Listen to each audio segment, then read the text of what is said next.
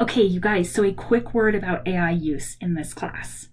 Next to this video, you'll see a table that I suspect you're going to see a lot this semester. It contains 6 levels of increasing AI usage. And I think a lot of your faculty are going to be using it this semester to talk to you about what we're expecting in terms of AI use. It came from the great people from our Center for Excellence in Teaching and Learning. We, in this class, are going to live primarily at the level of 0 and 1. That is minimal AI usage. Sometimes in class, we're going to venture into 2 and 3 territory, but I'm going to let you read more about 2 and 3 and anything higher than that on your own by clicking that link. So again, we, for our work this semester, are going to stay at the level of 0 and 1, minimal to no AI usage. And I want to give you 3 reasons that we're going to do that. There's an infographic just below that will remind you of those 3 reasons. The first is something that, as writing teachers, we learn really early on in our education.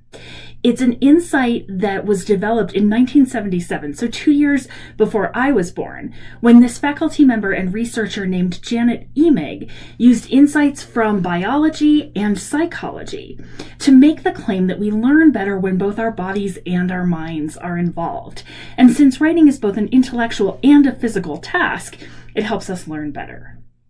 The second reason is something that I talked about in Lesson 0, which is that writing facilitates critical thinking. Now, I gleaned this insight from a professor at Seattle University, John Bean, who wrote a book called Engaging Ideas. And what Bean does in that book is he thinks about ways that we can involve our bodies and our minds in the problem-solving activities that maximize critical thinking. When I read his work, I realized that writing is a giant puzzle. It is a giant problem-solving task that helps us to sharpen our critical thinking faculties. And that takes us to the third reason we're going to stay at level 0 and 1. And this actually comes not from a researcher or a scholar, but from Microsoft.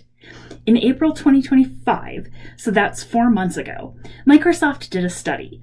The TLDR on that is in the infographic in number 3 below, but the short version is this. They found that when you're already confident in a task, using AI can actually increase your critical thinking skills. But when you're not confident, using AI will diminish and decrease your critical thinking skills. Now, I know from my time teaching at USAFA that we have an incredible range of confidence levels, from no confidence to too much confidence and everything in between.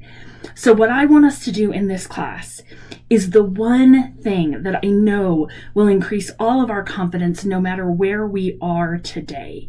And that is taking the ideas from our minds and using our hands to put them on the page.